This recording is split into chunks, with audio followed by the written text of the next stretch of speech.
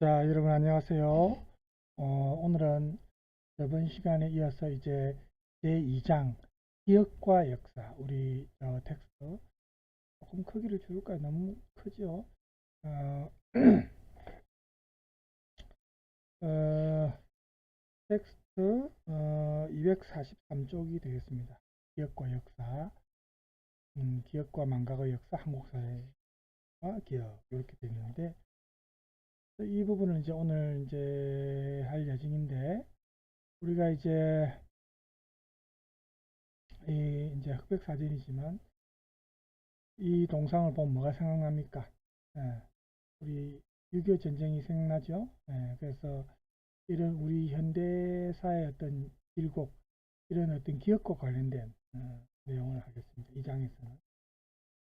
그래서 우리가 기억이라 할 때 개인적 기억이 있고 또 어떤 집단적 기억, 집단적 기억은 이제 보통 공식적 기억이라 하고 또 국가적 기억이라고도 말하는데 사회적, 문화적 기억도 이제 거기에 들어갈 수 있습니다.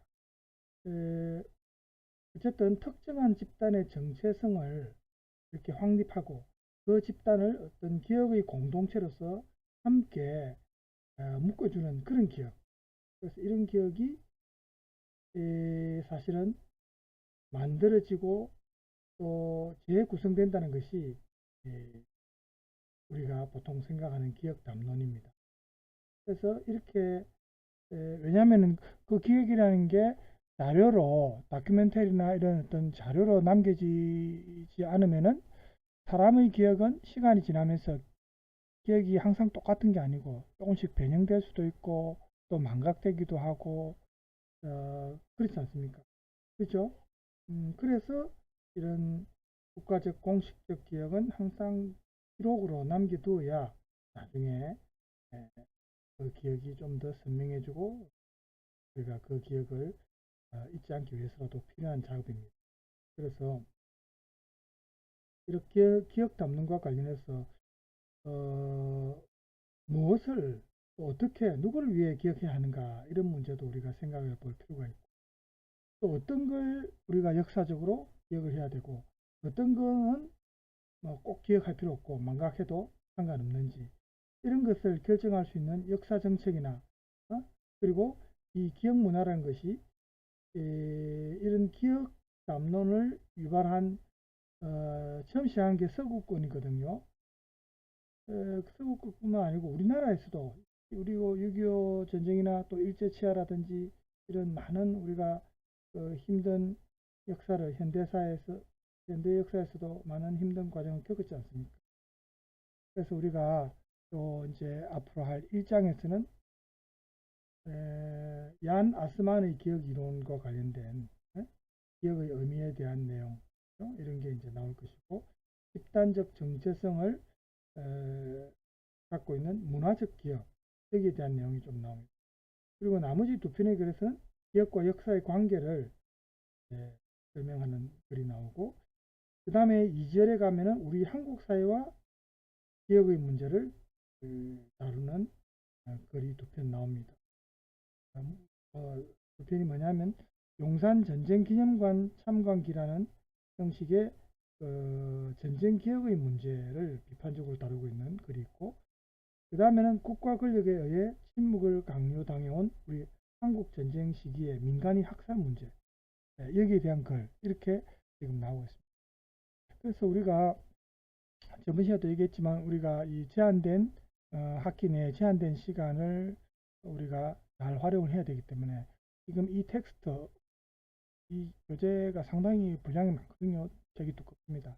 다 다룰 수는 없습니다. 우리가 필요한 부분만 다뤄야 되는데 여기서는 문화적 기억이란 무엇인가 뭐 이런 기억에 대한 어떤 개념 설명 이런 부분은 여러분이 읽어보시기 바랍니다. 아무래도 우리는 직접적으로 우리 한국의 기억과 관련된 부분이 좀 더 중요하다고 볼 수 아니겠습니까? 그죠? 그런 개념적인 내용 넘어가시고 어,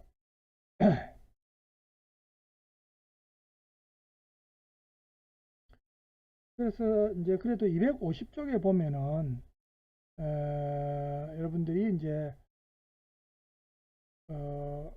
앞에 우리가 생략한 부분은 김학의 씨가 쓴 글인데, 얀 아스만의 문화적 기억이라는 내용입니다. 대항사 연구라는 책에 실린 글인데, 제 34집이니까 논문이네요. 학술지에 실린 논문에 해당되는 글입니다. 이 부분은 개인적으로 여러분들이 관심 있는 분들이 읽어보시고, 또 뒤에 두 번째, 역사란 교육으로 주입된 사회적 기억이다. 이 내용부터 우리가 시작할까 싶습니다. 그래서 왜냐하면 지금 중국이 동북공정이라든지 이런 걸 통해서 역사를 지금 왜곡해서 우리나라의 역사를, 예를 들어서 고구려 역사를 마치 중국 자기 나라의 역사처럼 자기 나라 역사에 편입시키려고 하고, 지금 그런 일이 진행되고 있지 않습니까? 그죠? 그래서 우리에게 조금 중요한 문제인 것 같아서 이 부분과 관련된 내용이기 때문에 이 부분을 먼저 보도록 하겠습니다. 자, 역사란 교육으로 주입된 사회적 기억이다. 중국이 우리 고구려를 중국의 자국 역사에 편입시키고자 하는 게 동북공정입니다. 여기에 대항해서 우리나라에서도 굉장히 지금 국민적 감정이 많이 들끓었죠. 그렇지만 이 중국이라는 나라가 땅덩이가 넓고 인구가 많다고 해서 좀 너무 안하무인격이고 그만해요. 그죠? 어떤 특허라든지 무슨 표절이라든지 이런 문제도 중국에 들어가 버리면 아무 효력이 없어요. 중국이라는 나라 자체가.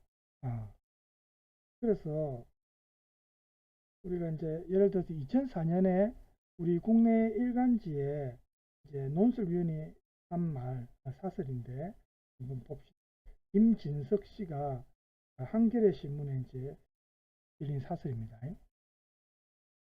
역사는 나라의 유전자다. 도도하게 이어져 내려오는, 자, 오타죠. 이어져가 아니고 이어져죠. 도도하게 이어져 내려오는 민족의식의 원천이다. 그래서 오늘의 삶의 밑바탕을 이루고 어려움을 헤쳐나가는 바탕이 된다.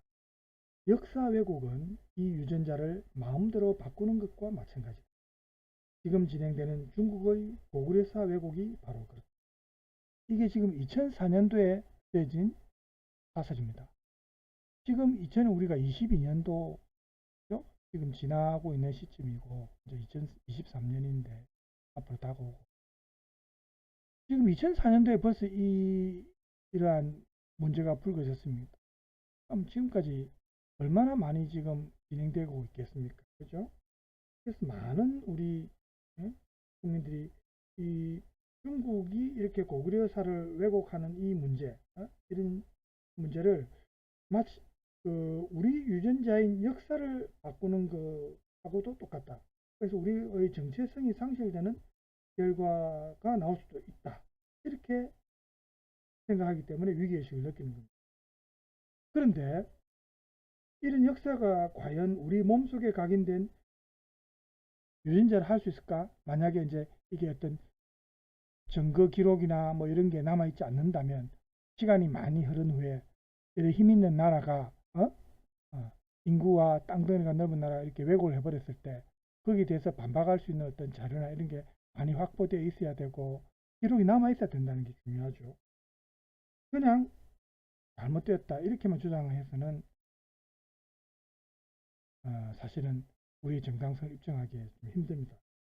그래서 여기에 사설에 실린 글을 보면 이렇게 말을 합니다. 나는 오히려 중국이든 우리든 역사는 바로 우리 유전자에 해당한다는 믿음이 바로 고구려사를 둘러싼 역사 논쟁을 역사 전쟁으로까지 비화시키는 근본 원인이 됐다고 생각한다. 지금 이렇게 말하고 있습니다. 지금 이 글은 이제 김기봉 씨가 팩션 시대 영화와 역사를 중매한다라는 책에서 발췌한 글입니다. 김기봉 씨가. 여기 아까 김진석 씨의 한겨레 사설은 기봉 씨가 이제 인용한 부분입니다. 지금 이 글을 쓰고 있는 분은 김기봉 씨입니다. 근본 원인이 됐다고 생각한답니다. 그러니까 중국이든 우리든 역사가 바로 우리 유전자에 해당한다. 이렇게 믿는 게 바로 고구려사를 둘러싼 역사 논쟁을 역사 전쟁으로까지 비화시키는 근본 원인이 됐다고 생각한다. 이렇게 말을 했어요. 역사란 것은 유전적으로 유전자처럼 우리 몸속 유전자처럼 이렇게 태어날 때부터 물려받은 것이 아니고 어떤 집단적 삶의 정체성을 규정하는 사회적 기억 장치다. 이렇게 말을 합니다. 기억이란 유전자 정보로 주어지는 것이 아니라 현재도 여전히 남아있는 과거의 잔상들이거나 과거의 잔재, 남아있는 모습 형태란 말이죠. 과거의 잔상들이거나 그것들을 임의적으로 조합해서 재구성한 것이다. 나라는 개인의 정체성을 형성하는 것이 기억이라면 우리의 집단적 정체성을 규정하는 것은 역사다. 기억상실증에 걸리면 자기가 누구인지조차 모르게 되는 것처럼 한민족이 자기 역사를 빼앗기면 진채호나 박은식이 말한 것처럼 국가의 홍구와 정신을 잃는 것과 마찬가지다. 역사란 나의 기억이 아니라 우리의 기억이다. 그렇죠. 개인의 기억은 아니고 이 각각의 개인, 우리 한국인 한 명 한 명이 모여서 대한민국이라는 거대한 공동체를 이루니까, 그죠? 이러한 우리의 기억입니다. 우리 민족의 기억입니다. 그런데 여기서 우리는 누구인가? 누가 우리인지를 이야기하는 것이 역사다. 우리의 기억이 역사가 되면서 동시에 우리가 누구인지를 역사가 정의한다는 것은 순환 논리다. 기억하기 위해 역사를 쓰는가 하면 역사를 통해 기억이 만들어지기도 한다. 기억과 역사 가운데 무엇이 우선이냐 하는 것은 마치 닭이 먼저냐 달걀이 먼저냐라는 논쟁과도 비슷하다. 이렇게 말했어요. 이런 딜레마를 벗어날 수 있는 탈출구는 일단 둘 가운데 어느 하나를 출발점으로 해서 생각의 실험을 해보는 겁니다. 그렇게 해서 드러나는 진실은 우리의 기억이 역사가 된다기보다는 역사가 우리의 정체성을 결정한다라는 이 코드입니다. 그래서 역사라는 코드는 선천적으로 주어지는 자연적 유전자가 아니라 교육을 통해서 주입된 문화적 유전자다. 이렇게 말했어요. 그러니까 역사 교육이 중요하다는 거죠. 왜냐하면 후세대에게 올바른 역사 교육을 시키지 않으면 후세대는 조상 역사에 대해서 제대로 모릅니다. 그런 역사에 대한 어떤 기록이나 자료가 남아있지 않으면 더더욱 모를 것이고. 그렇죠? 왜냐하면 그 전에 조상들은 이미 다 돌아가셨고 기록이 없으면 모르는 거예요. 교육 기록이 있어야 되고 거기에 대한 교육이 있어야 된다는 거예요. 그렇게 해서 교육을 통해서 주입된 문화적 유전자가 역사라는 겁니다. 김기봉 씨 입장입니다. 미국의 역사가 윌리엄 맥린 말대로 인간을 진정한 사회적 동물로 만드는 것은 집합적 기억으로서의 역사라는 문화적 유전자. 이렇게 말해요. 그렇다면 역사학에서 문제는 사회적 기억으로서 문화적 유전자를 누가 어떤 식으로 조합하고 구성하여서 교육을 통해 후손에게 물려줄 것인가 라는 점이다. 조지 오웰이 1984년이라는 책에 썼듯이 여기 나오는 말을 보세요. 현재를 지배하는 자가 과거를 지배하고 과거를 지배하는 자가 미래를 지배한다. 이 1984년에 나오는 유명한 문구. 한 사회 내에서 또는 국제관계에서 어느 한 집단이거나 특정 국가가 현재와 미래의 지배자가 되려고 할 때 1차적으로 날조하는 것이 역사라는 거예요. 이게 이제 1984년 저서에서 조지 오웰이 한 말. 역사를 날조하고 왜곡하면은 그 나라 국민들은 그 날조하고 왜곡된 역사를 자기 나라 역사라고 믿는 거예요. 그래서 중국이 저렇게 동북공정에서 엉터리 역사를 만들려면 그 수많은 중국인들이 그렇게 믿어버린다는 거예요. 그게 가장 큰 문제라는 겁니다.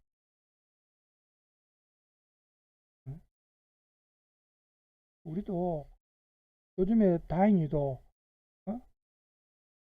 글로벌 사회가 되고 또 유튜브라든지 여러 어떤 뭐 플랫폼이든 여러 인터넷 그 매체를 통해서 우리가 알릴 수 있고 역사를 또 진실을 바로 알릴 수 있는 그런 수단과 방법이 많이 있습니다. 옛날 같았으면 이 참 힘들었어요. 그런데 지금은 그런 수단과 방법이 많기 때문에 우리가 역사를 바로잡고 그런 어떤 올바른 역사를 또 알리고 뭐 한류 스타를 이용해도 더 좋고요. 관심 있는 사람들이 또 나서면 더 좋고요. 그죠? 또 그런 영상을 만들어서 유튜브에 올릴 수도 있고. 어쨌든 바로 잡아야 됩니다. 중국이라는 음물한 개구리식으로 뭐 아무리 땅이 있고 인구가 많다 하더라도 뭐 인도도 얼마나 인구가 많습니까? 중국 못지않게 많죠. 인도 사람들이라도 역사를 제대로 알고 나머지 전 세계 사람들이 제대로 알면 우리가 승리하는 겁니다. 그렇죠? 그래서 이런 역사의 이데올로기적 기능에 대해서 팔레스타인 출신의 에드워드 사이드, 유명하죠? 이 에드워드 사이드 문명 비판론자라고도 하는데 이 학자가 한 말을 한번 봅시다. 이 세상의 이상한 지역들에 대해 탐험가들과 소설가들이 하는 말의 핵심에는 언제나 이야기하기가 있다. 내레이션이 있답니다. 이 이야기하기는 또한 식민지인들이 자신들의 정체성을 주장하고 자신들의 역사의 존재를 주장하는 방법이 되기도 한다. 제국주의의 주요 전투는 물론 땅을 놓고 일어난다. 그러나 누가 그 땅을 소유하고 누가 거기 정착해서 경작할 수 있는가? 그리고 누가 그것을 지속시키며 탈환하며 미래를 계획할 수 있는가 하는 문제가 되면 그것들이 반영되고 논의되며 일시적으로 남아 결정되는 것은 바로 내러티브 속에서 있다. 이 이야기하기라는 게 중요하다는 겁니다. 그죠? 이렇게 만들어진 내러티브. 우리 요즘 스토리텔링 많은 관심을 받고 있죠. 비슷한 맥락에서 우리가 이해할 수 있는 겁니다. 이렇게 만들어진 내러티브, 곧 역사에 따라서 우리의 정체성이 규정되고 우리의 삶의 방향이 결정될 때 그것이 바로 우리가 사는 매트릭스. 우리가 매트릭스라는 영화를 봐서 알겠지만 우리가 만약에 매트릭스라는 그런 거대한 공간 안에 있다고 합시다. 그러면 이게 바로 이렇게 만들어진 내러티브, 즉 역사죠. 이 역사에 따라서 우리의 정체성도 결정되고 우리의 삶의 방향도 결정될 때 이게 바로 우리의 매트릭스라는 겁니다. 한국의 역사, 중국의 역사, 일본의 역사, 이런 각각의 그 나라의 국사는, 그 국가의 역사는 해당 나라에 사는 국민들의 삶을 지배하는 매트릭스입니다. 그 매트릭스가 나는 누구인지의 정체성과 무엇을 위해 살아야 하는지의 삶의 목표를 주입한다는 겁니다. 따라서 지금 우리가 살고 있는 현실이 과연 실제인지, 우리가 매트릭스 속에 살고 있는지를 실제인지 아니면 매트릭스 속에 살고 있는지를 성찰하게 하는 그렇게 확고하게 만드는 그런 영화, 매트릭스라는 영화를 보면 키아누 리브스 나오는 그 영화 있죠. 이 매트릭스가 우리에게는 역사란 무엇인가에 대한 근본적인 문제를 제기해준다. 이렇게 김기봉 씨가 팩션 시대 영화와 역사를 중매한다라는 글에서 말해요. 역사라는 게 무조건 남아있는 기록으로만 또 그대로, 물론 그것도 중요하지만 그것만 갖고 거기에 안주하지 말고 시간이 흐르면서 그 역사는 조금씩 자기들이 또 보충하고 보완해서, 물론 날조된 역사면 안 되겠지만, 그죠? 얼마든지 좀 더 긍정적인 방향으로 또 만들 수도 있고, 그죠? 자기 나라 국민한테는 긍지를 심어줄 수 있는 부분 아닙니까?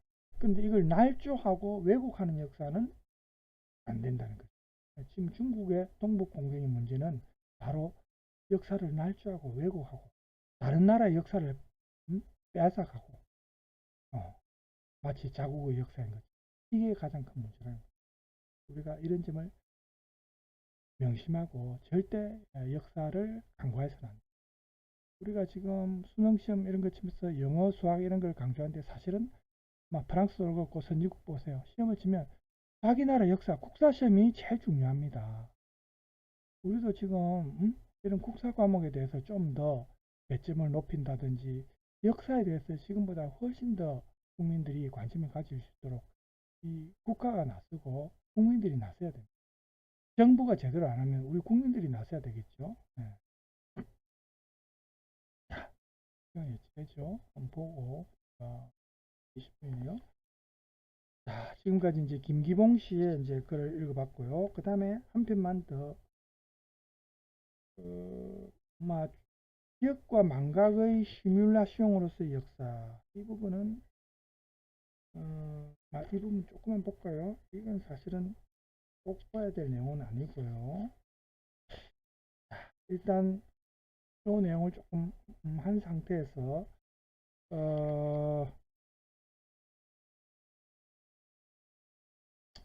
뒤에 여러분이 생각해야 될 학습 길라잡이를 조금 보겠습니다. 255쪽에 한번 봐보세요. 255쪽에 보면은 학습 길라잡이라고 있습니다.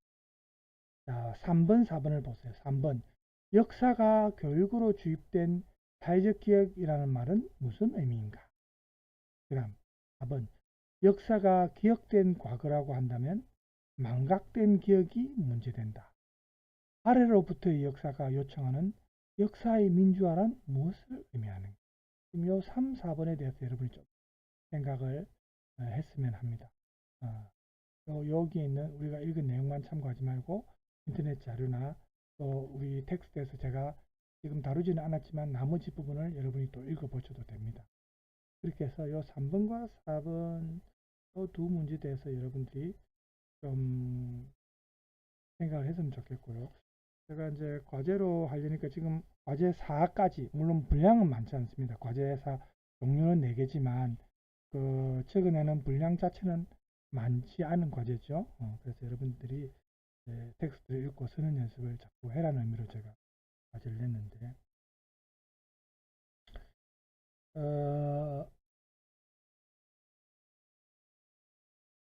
3번 정도는 여러분이 좀 생각을 해봐야 안 되겠습니까? 그죠? 역사가 교육으로 주입된 사회적 기억이라는 말은 무슨 의미인가? 3번에 대해서 좀 생각을 하고 이거를 이제 지금 제가 과제 4까지 냈고 이거는 과제로 내지는 않겠습니다. 뒤에 또 과제로 내야 될 부분이 있으니까 너무 많으면 안 되고 3번 여러분 주목하시고 그 다음에 오늘은 저번 시간에 제가 터뜨리지 못한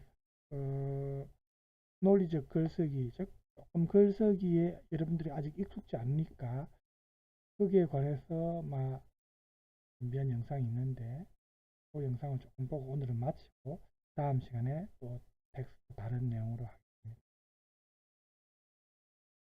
쉽게 잘 쓸 수 있는 6가지 글쓰기 비법이라는 제목으로 이야기를 나눠보도록 하겠습니다. 우선 글쓰기의 혜택에 대해서 간단하게 알아보면요, 크게 2가지가 있습니다. 하나는 소통적인 측면이고요, 다른 하나는 공감적인 측면입니다. 아무래도 글을 쓰면은요, 지식과 생각이 정확하고 깊어지죠. 내가 읽은 것이 무엇인지를 표현을 해야 되니까요. 그래서 이 말과 글쓰기는 대표적인 아웃풋이라고 할 수가 있습니다. 그리고 이 둘 중 하나를 못하는 리더는 거의 없죠. 그리고 이렇게 소통을 정확하고 깊게 할 수가 있다면은 자연스럽게 내가 속한 일, 업무 영역에서 그 능력이 향상될 수밖에 없겠죠. 그래서 이 글쓰기만큼 공통의 능력도 없는 것 같습니다. 2번째는 공감 능력이 향상된다는 거예요. 아웃풋으로 글쓰기를 하게 되면 요즘은 이제 SNS 개인 소셜미디어 시대죠. SNS를 통해 하게 되면은 독자가 생기게 되죠. 그분들이 나의 글을 읽고 공감을 표하게 되고 그렇게 교류를 하게 되면서 공감 능력이 생겨나게 된다는 거예요. 만약 내가 글쓰기를 SNS를 통해서 하지 못한다면은 일일이 그 사람을 만나서 구두 전달을 해야 되겠죠. 이게 물론 효과적인 측면도 있지만 소수의 사람과 인간관계를 깊게 형성해 가는 데 있어서요. 하지만 시간상으로 굉장히 제약이 크죠. 공간적 제약도 있습니다. 그런데 SNS를 통해서 글을 통해서 알리게 되면은 나는 한 편의 글을 썼을 뿐인데 수백, 수천, 좋은 플랫폼 네트워크와 연결이 된다면은 수십만의 사람들도 내 글을 읽고 공감을 표할 수 있게 되죠. 그만큼 나의 사회적 반경이 넓어진다라는 것입니다. 한 편의 글을 썼을 뿐인데 말이죠. 더 나아가서 심리치료 효과도 있다고 하죠. 정서적 안정에도 기여를 하기 때문에 공감 능력이 향상될 수밖에 없다라는 것입니다. 이렇게 글쓰기의 혜택, 좋은 것들이 많은데요. 많은 분들이 이 글쓰기만 생각하면 굉장히 막막하게 여기고 어떻게 시작해야 할지 난감해하는 분들이 있더라고요. 특히 제가 참여하고 있는 독서 모임 싱큐온 있잖아요. 이 싱큐온에서 한 절반 이상 정도는 이전 기수에서 계속 이렇게 이어오시는 분들이 있는데 새로 유입되는 분들이 있단 말이죠. 이 새로 유입되는 분들이 이게 글을 쓰기가 너무 어렵다 이런 이야기들을 많이 하시거든요. 이신데요. 아주 좋은 사례를 블로그에 남겨주셨어요. 제가 이 영상의 첫 댓글로 전혜령님의 블로그 주소 링크를 남겨드리겠으니 오늘 방송도 들으시고 또 전혜령님의 블로그에 하면 좋은지 여러 가지 그런 방법론들이 있거든요. 근데 그 중에 한 가지가 뭐냐면 바로 서평을 통해서 글쓰기를 배워가는 거예요. 익혀가는 거예요. 서평이란 뭐냐? 책을 읽고 나서 그것에 대한 평을 하는 것이죠. 전혜령 님도 그 서평을 통해서 이제 글쓰기를 더 탄탄하게 익혀가시게 됐고 쉽게 쓰는 법을 알게 되셨다고 하거든요. 그래서 그 사례를 공유하도록 하겠습니다.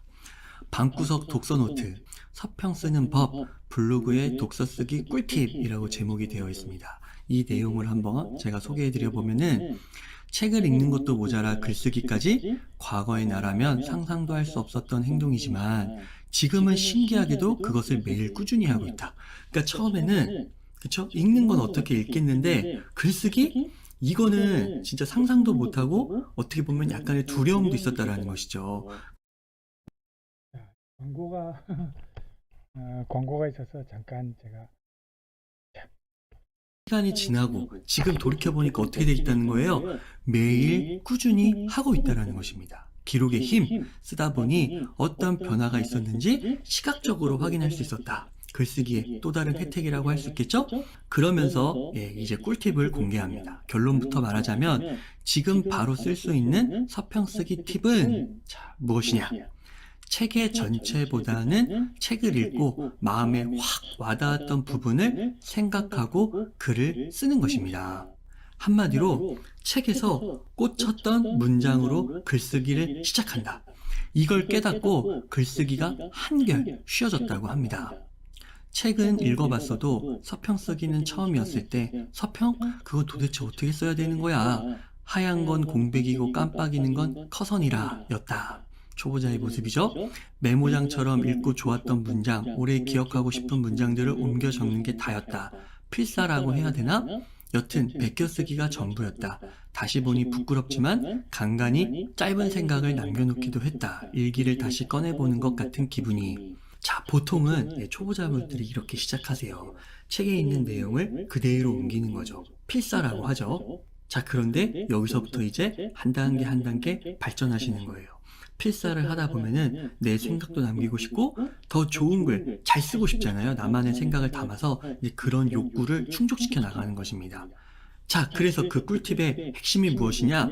전체 내용을 떠올리며 글을 써야 한다는 생각에 갇혀 있었지만 그렇게 할 필요가 없었다라는 거죠. 과거에 그렇게 생각이 갇혀 있을 때의 문제는 뭔가요?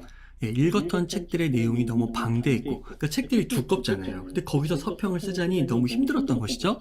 그 내용이 또 방대한 만큼 읽을 때 마음에 확 꽂혀 와닿았던 문장들이나 떠올랐던 생각들은 중구난방이었고, 이걸 하나의 글로 쓰려니 도대체 시작조차 못하겠다는 거다. 그러니까 글쓰기 실력이 좀 향상이 되면 책의 그 방대한 부분, 중간 끝에서 이렇게 뽑아가지고 그걸 조합해서 글을 하나로 딱 엮어가지고 멋있게 쓸 수 있으면 좋지만 이게 쉽지가 않잖아요, 초보자분들에게는. 그러니까 이제 어떻게 하라는 거냐면 확 꽂혔던 한 문장, 그것으로부터 이제 시작을 하라는 거예요. 그 한 문장만이라도 제대로 생각해보고 내 것으로 만들어보자 라고 어떻게 보면은 목표를 줄인 거죠. 잘게 쪼갠 것입니다. 그렇게 결심하고 글쓰기를 하기 시작하니까 한결 수월해졌다는 거예요. 그러면서 이 패거리 심리학으로 서평을 쓴 것, 이것을 이제 공유하시거든요. 요 글도 제가 조금 있다가 어떻게 전혜령 님이 진짜 쓰셨는지를 한번 소개해 드려 볼게요. 그렇게 해서 이제 꽂혔던 문장으로 글쓰기를 시작하고 이것을 이제 계속해서 습관화해 가니까 이제는 어떻게 되는 거예요? 예, 서평 쓰기, 글쓰기가 한결 쉬워졌다는 것입니다. 책의 제목만 봐도 내가 썼던 딱 그 문장이 떠오르는 신기한 경험을 하기도 하고요. 책을 읽고 독서 노트를 남겨보고 싶은데 어떻게 써야 할지 모르겠다면 가슴에 꽂혔던 부분을 곱씹어보며 시작해보는 걸 추천한다. 이렇게 해서 일상이 된 글쓰기가 되었다라는 거예요. 처음에는 어떻게 써야 되는지 막막하기만 했는데요. 자, 핵심 꿀팁 한 문장으로 하면 뭐예요? 꽂혔던 문장으로 글쓰기. 자, 그래서 이제 혜령님께서 어떻게 서평을 쓰셨는지 이 패거리 심리학을 갖고 진짜 예를 갖고 한번 보도록 하겠습니다. 자, 패거리 심리학. 제목은 먼저 연락 안 하는 사람, SNS를 안 하는 사람 이렇게 하셨는데 자, 어떻게 첫 부분에 딱 이렇게 책에 꽂혔던 그 문장을 캡처해서 이렇게 올리셨어요. 자, 어떤 문장이냐? 다양한 사람들을 찾아 나서고 그들과 교류하라. 진영에서 빠져나와 다른 사람들과 관계를 맺어보라 라는 문장입니다. 두 문장이죠. 딱 요렇게 요 부분을 먼저 딱 서두에 거는 거예요. 자, 그 다음에 이제 이야기를 어떻게 풀어나가느냐면 이 두 문장, 내 마음에 확 들어왔던 이 두 문장과 관련된 그 400페이지 책 가운데서 이 두 문장과 연결된 내용들이 있겠죠. 그 부분만을 발췌해서 넘버링을 하는 거예요. 이 두 문장을 먼저 서두에 쓰고 1번 뭐, 2번 뭐, 3번 뭐 이런 식으로요. 이 두 문장과 관련된 내용이 막 10개일 수도 있고 15개일 수도 있겠죠? 그럼 너무 길어지니까 이 중에서 한 두세 가지만 뽑아 쓰는 거예요. 그래서 혜령님도 어떻게 하셨냐? 이렇게 두 문장을 걸고 총 7개의 교훈이 있었는데 그 중에서 딱 3가지만 뽑아서 되새겨보겠다 하면서 그 3가지 내용을 이 2가지 꽂혔던 문장 밑에다가 쓰는 겁니다. 그래서 첫 번째 교훈 이렇게 하고 연결을 위해 소셜미디어를 사용하라 하면서 이 부분의 내용을 요약하고 또 여기에 자신의 생각을 덧붙이는 것이죠. 그동안 주변 사람들에게 소홀했던 것 같아 많이 반성하게 되었다. 2명의 친구에게 전화를 했다. 와, 실제 적용을 하신 거죠? 오랜만에 목소리를 듣고 근황 얘기도 나누면서 좋은 에너지를 많이 얻었다. 책은 항상 기대한 것 이상의 것을 우리에게 주는 것 같다. 나도 이렇게 베풀 수 있는 사람이 되길. 그러니까 아까 그 두 문장의 핵심 내용이 뭐였어요? 다양한 사람들을 찾아 나서고 그들과 교류하라 이랬잖아요. 교류하라 했으니까 실제로 2명의 사람에게 그동안 연락이 소홀했던 2명의 사람에게 연락을 한 거예요. 자, 이제 넘버링 하나가 됐죠? 넘버링 두 번째도 그 서두에 뽑았던 그 두 문장과 연결이 되는 것이죠? 그래서 이것과 관련된 내용이 347페이지에 있기 때문에 이 넘버링 2로 해서 딱 책에 본문을 붙이고 거기에 대한 중요 요점을 정리하고 자신의 생각을 덧붙이는 겁니다. 자, 그 다음에 넘버링 3번은 무엇입니까? 사실과 허구를 따지지 말고 사람들의 이야기에 귀를 기울여라. 그러니까 서두에 뽑았던 두 문장의 핵심은 관계를 맺으라는 거잖아요. 다양한 사람과 그리고 내가 속한 집단, 영향을 많이 받고 있는 그 집단 외에서도 관계를 맺으라고요. 그렇기 위해서는 그 사람들의 이야기에 귀를 기울여야 한다는 것이죠. 그래서 그 내용에 관한 책의 부분을 또 이렇게 요약을 하셨어요. 특히 인종과 민족, 성별과 계급, 성적 지향성과 성정체감, 정치적 관점에서 우리와 다른 사람들의 이야기를 유심히 들어야 한다고 한다. 이런 식으로 책의 내용을 요약한 다음에 또 이렇게 자신의 생각을 덧붙이는 거죠. 우물한 개구리가 되고 싶지는 않은데 좀 더 다양한 것에 궁금증을 가지고 새로운 경험들을 찾아 나서는 능동적인 내가 되기를 다짐하면서 이미 나와는 다른 경험을 한 주변 사람들의 이야기도 주의 깊게 귀담아 들어야겠다. 이렇게 해서 이제 넘버링 3이 끝난 거예요. 여러분 어떠신가요? 다시 한번 요약을 해보면요. 책을 읽으면서 나에게 확 꽂혔던 문장, 그거를 제일 서두에다 겁니다.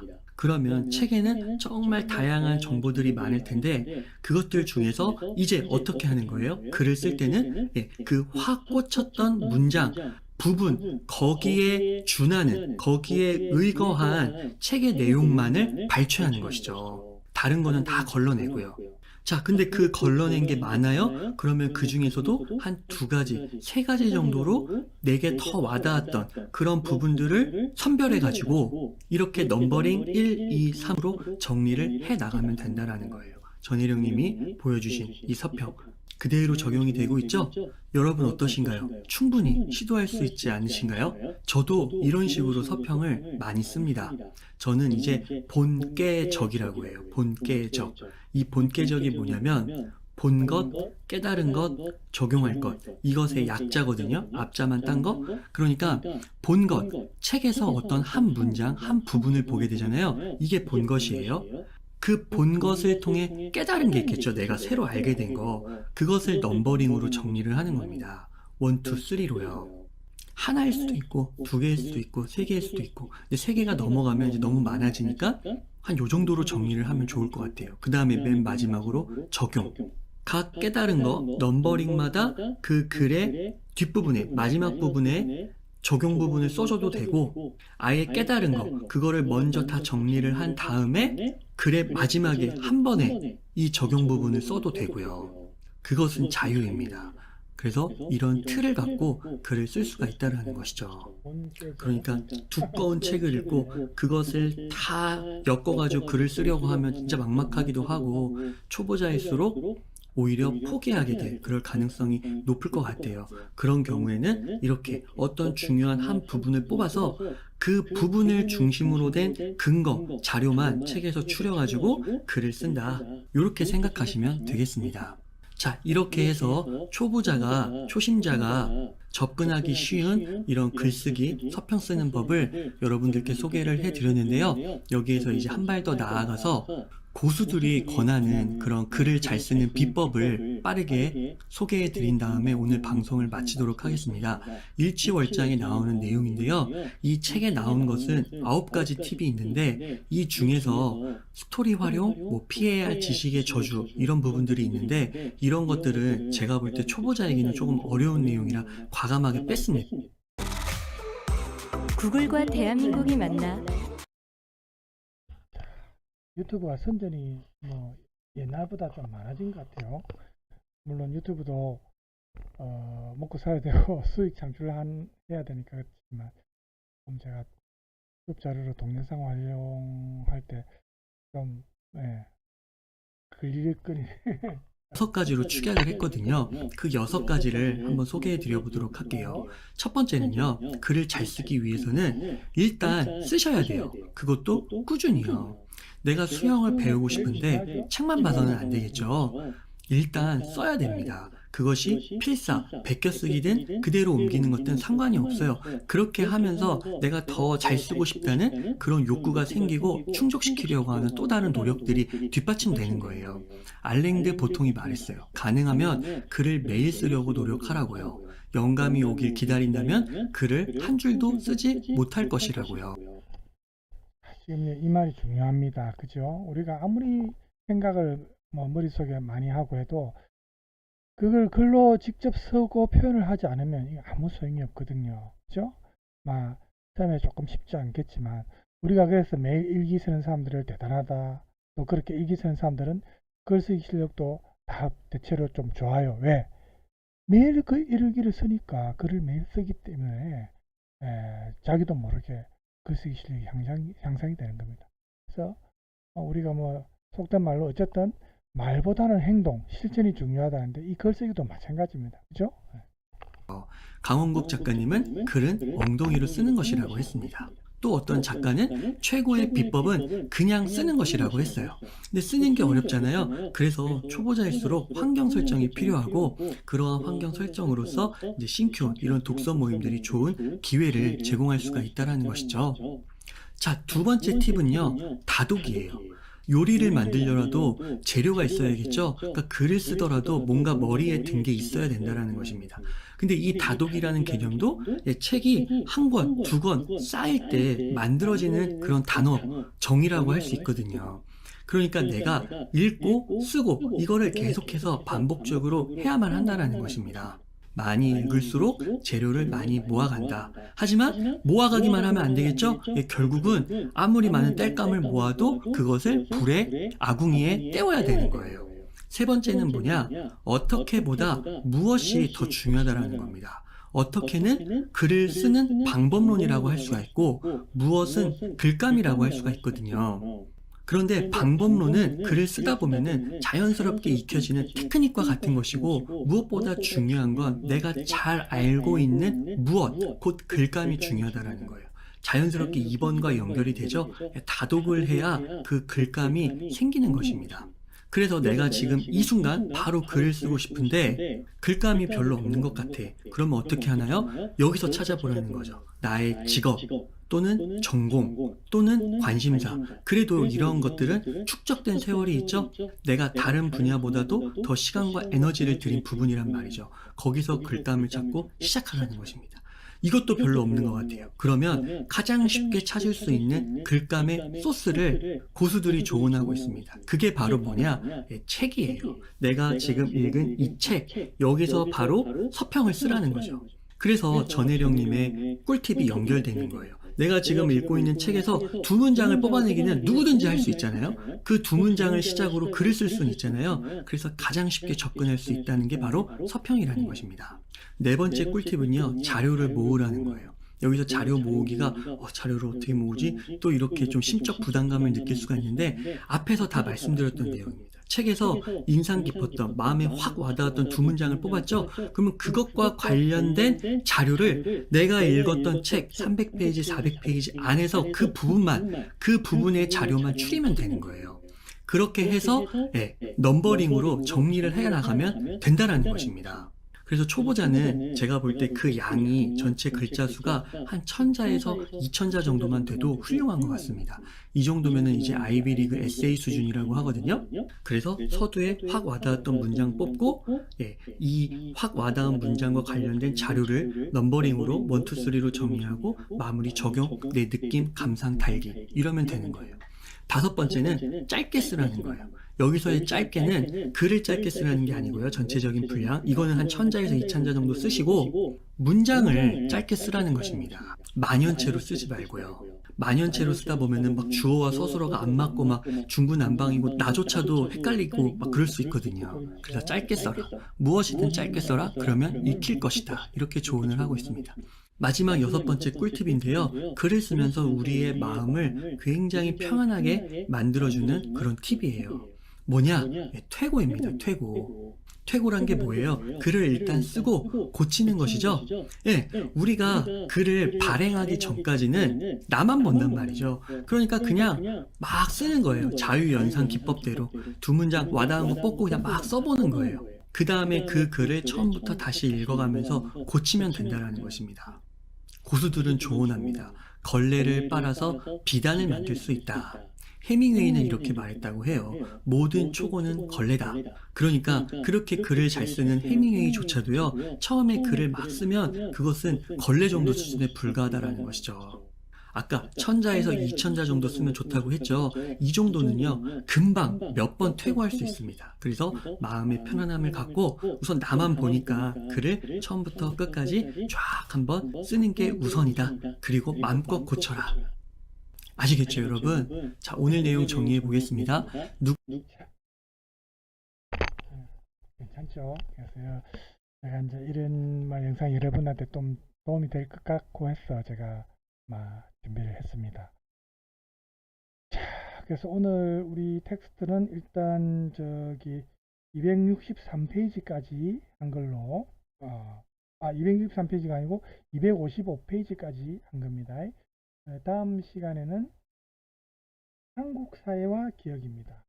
그래서 우리가 한국 사회와 기억에서 이제 아무래도 역사적으로 6.25 전쟁 이런 부분은 우리 한국 현대사에서 중요한 어떤 변환점이 된 전쟁이니까 이와 관련해서 글이 지금 2개 나오는데 그 중에 하나 정도 읽어볼 예정입니다. 읽고 또 여러분이 거기에 대한 생각을 여러분이 과제로 제출할 수 있으면 이 부분에서는 제가 과제 하나를 출제할까 싶습니다. 자, 오늘 여러분 수고하셨고 다음 시간에 256쪽에부터 시작하겠습니다. 오늘 감사합니다.